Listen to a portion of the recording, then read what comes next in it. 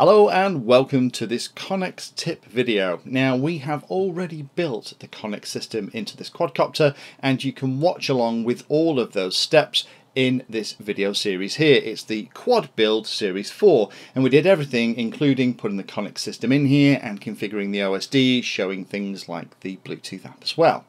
Now in this video what I'd like to do is go through the 5 common mistakes that most new pilots and builders make when they are starting to use the Connex system.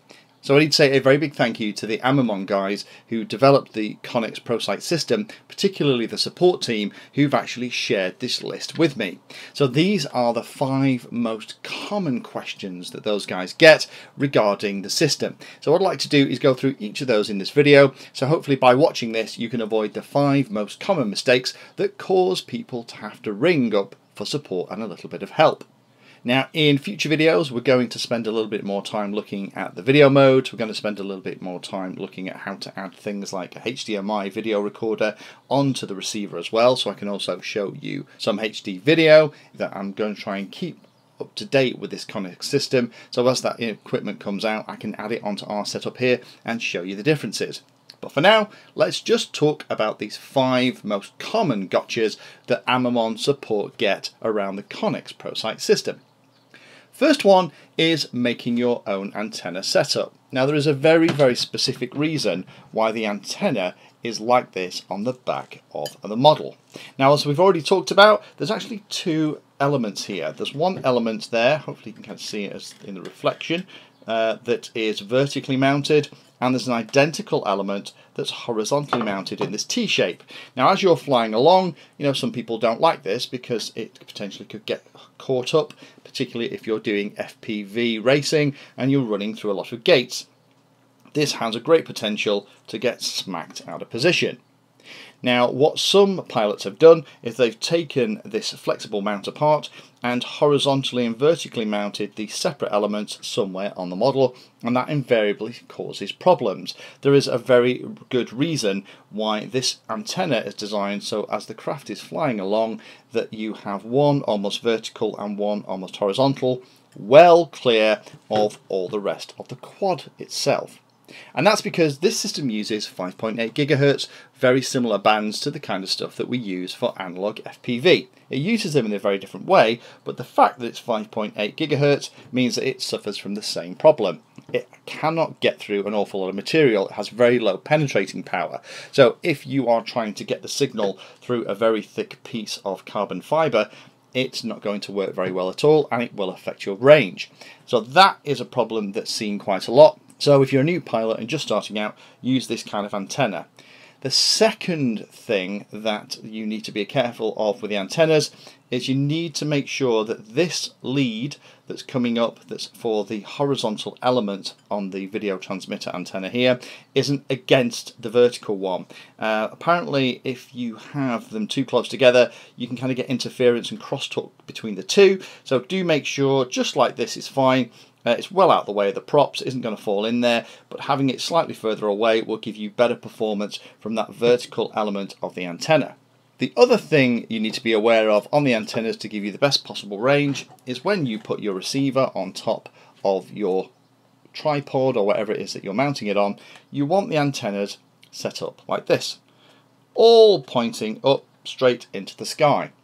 Now there has been discussion about how actually the best way to have them set up would be like that, surely, because the idea is these are all linear antennas, and as the craft is flying around, as it's moving, then you've got more chance of one of these antennas being aligned with the elements in the video transmitter itself, and you get a fantastic signal.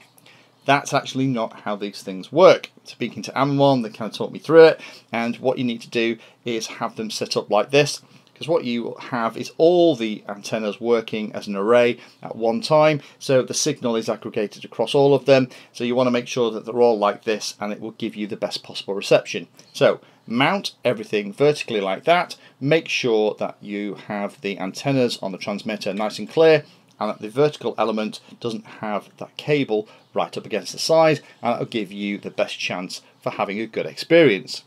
Next problem that comes along most often is using analog FPV antennas. These are designed for the Connex system. Don't mix these up. Might be worthwhile maybe marking these up, so if you take them off you don't mix them up with other ones as well. Don't try and use circular polarized and those kind of things with this.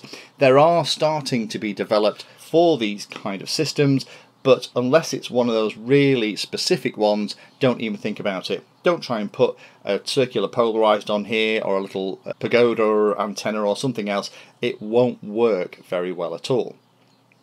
The other common problem that catches people out is don't use zip ties to actually connect the video transmitter itself onto your model.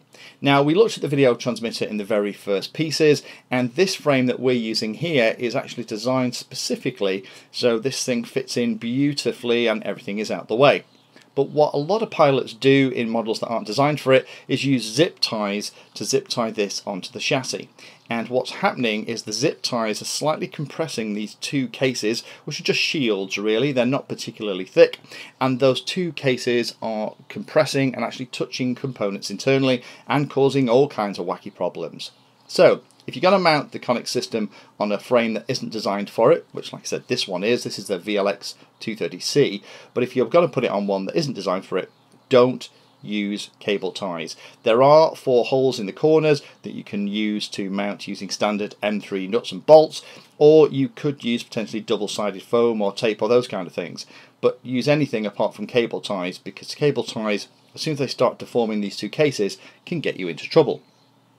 Next one is a little bit more unusual. It's about using the wrong kind of HD goggles. Now, the list of HD goggles that are approved are actually on the website for the Amimon system. And they include things like the Glyph and others as well that were actually entertainment HDMI headsets, but just happen to have very low latency for the HDMI input. There are other FPV goggles that have a HDMI input that have a really bad lag between the signal appearing at the HDMI input and it appearing on the screen. Those are terrible for FPV because although this system has very little lag inherently in it, if then you have loads of lag waiting for your goggles to show you the frame of video that's just received on the HDMI port, you are going to feel very disconnected and it will be horrible. That's why there is a list of goggles on the site. There's also a couple of goggles like some of the older Fat Sharks that have HDMI ports that don't work brilliantly either, so if you're going to get one of these kits, do have a look at that list and make sure that your goggles are on it, because if the goggles aren't on it, there is a chance that you'll either have a lag problem or a HDMI compatibility issue on the input as well. Last one is just a word of caution. Don't always just go to HQ Plus mode. There are actually 3 modes available in the current iteration of the technology, camera, lens and everything else. Do try all of the modes out to see which one works best for you. Now, we are going to talk a little bit more about the modes in a future video, but very quickly, HQ mode is a 720p 30 frames a second stream. HP mode is a 720i 60 frame per second mode, and the H Plus is a 720i 60 frame a second. So this HQ is good for normal flights, it kind of gives you better quality. The HP is supposed to kind of feel better and more connected, but it gives you an interlaced image rather than a full frame at a time. Now again, we're going to look at all of these modes later on in the series and do a much more in-depth view, so do stay tuned for that. But do try each of them out to see which one suits you. Different pilots and different flying styles will suit different modes better. So hopefully that helps those of you that are looking at the system. Those are the top 5 things that the support team at Amimon get asked, and hopefully now you'll avoid some of those common pitfalls. Thank you for taking the time to watch that video, and particularly for watching right to the very end. We try and release a video on Tuesday and Friday, and sometimes we'll release 1 or 2 extra ones in a week as well. All of the videos on the channel are organised into easy to use playlists, so do have a look in there, because if you're interested in a subject, we organise all the videos on that subject so you can find them easily all together in one place. If you like what we're doing, then please like and subscribe and tell others about the channel so they can come and join as well. We're available in all of the usual social media places, particularly in places like Instagram, Twitter, and we also share all of our 3D designs on Thingiverse.